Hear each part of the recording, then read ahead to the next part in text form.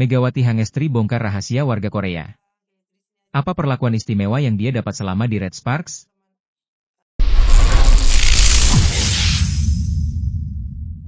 Sebelum lanjut, jangan lupa like dan subscribe dulu. Dan jika bermanfaat share juga. Nggak bisa, karena aku juga punya kehidupan yang lain, aku juga punya kehidupan di luar sini, maksudnya di luar Korea juga. Jadi, ya kan aku juga bekerja sebagai atlet profesional. Halo, pemirsa.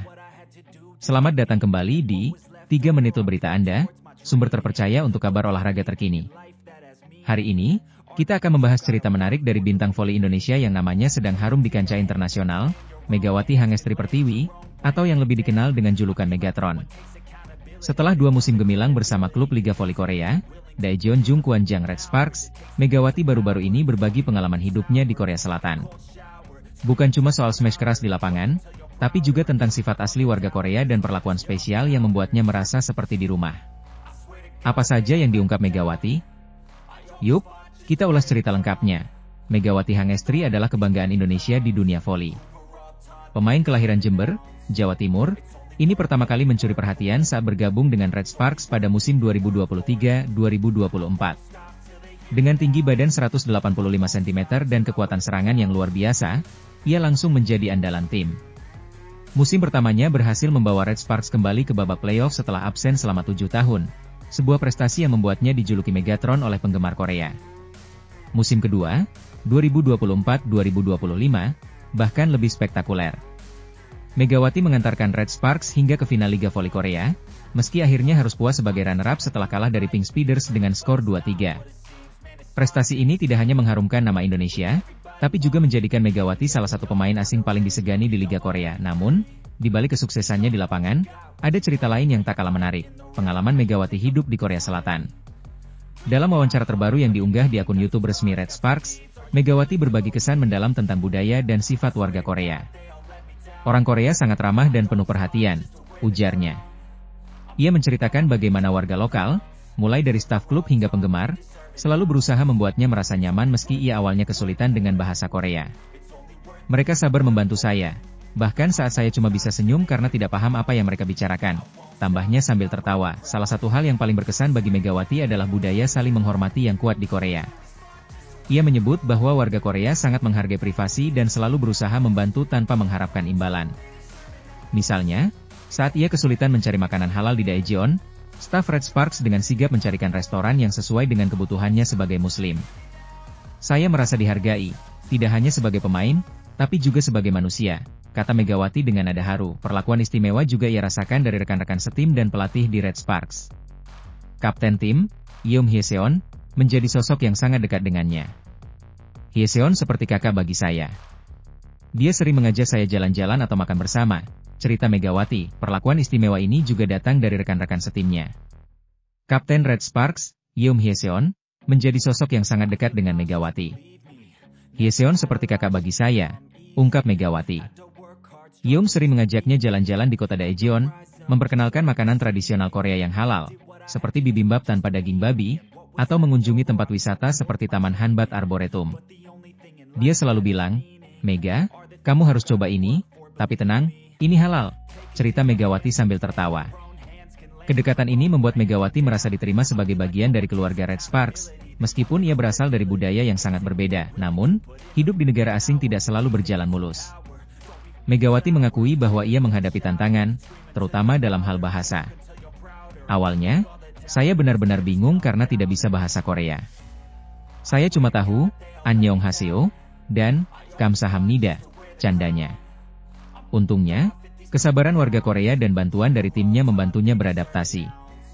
Ia bahkan mulai belajar frasa sederhana untuk berkomunikasi dengan penggemar, seperti, "Terima kasih atas dukungannya," dalam bahasa Korea.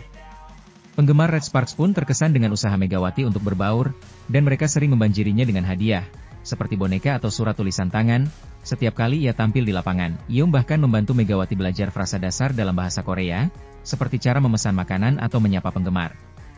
Pelatih Red Sparks, Ko Hae-jin, juga memuji sikap profesional Megawati. Dia adalah pemain yang tidak pernah menyerah.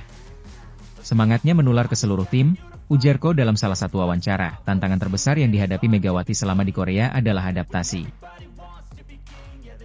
dengan budaya dan bahasa.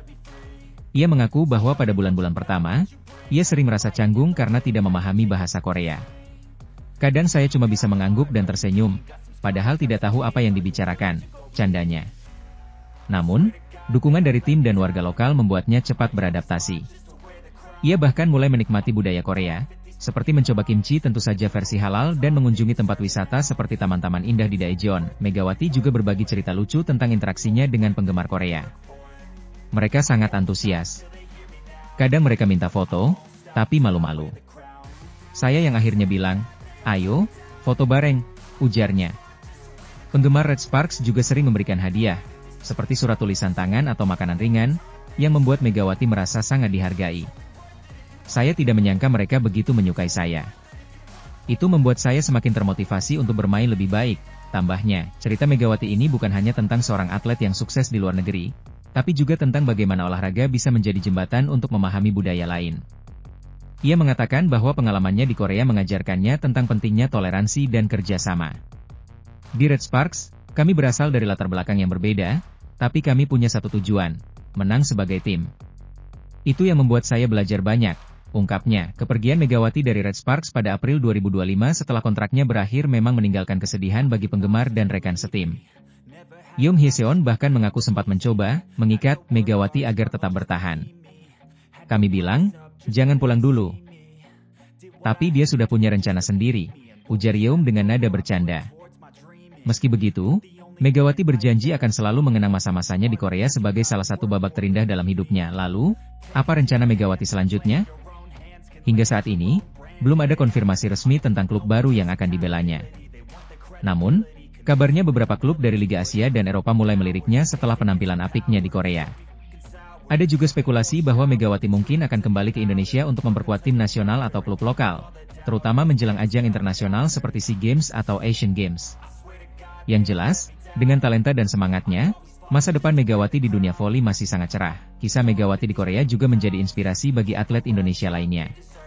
Ia membuktikan bahwa dengan kerja keras dan sikap positif, atlet Indonesia bisa bersinar di panggung dunia. Saya ingin anak-anak muda di Indonesia tidak takut bermimpi besar. Kalau saya bisa, kalian juga pasti bisa, pesannya kepada generasi muda. Sebagai penutup, cerita Megawati ini mengingatkan kita bahwa olahraga bukan hanya tentang menang atau kalah, tapi juga tentang membangun hubungan antar manusia dan saling belajar dari budaya yang berbeda. Pengalamannya di Korea menunjukkan bahwa kebaikan dan kerjasama bisa melintasi batas negara. Jadi, apa pendapat kalian tentang kisah Megawati ini? Tulis di kolom komentar. Dan jangan lupa like, share, dan subscribe channel kami untuk update berita olahraga lainnya. Sampai jumpa di video berikutnya.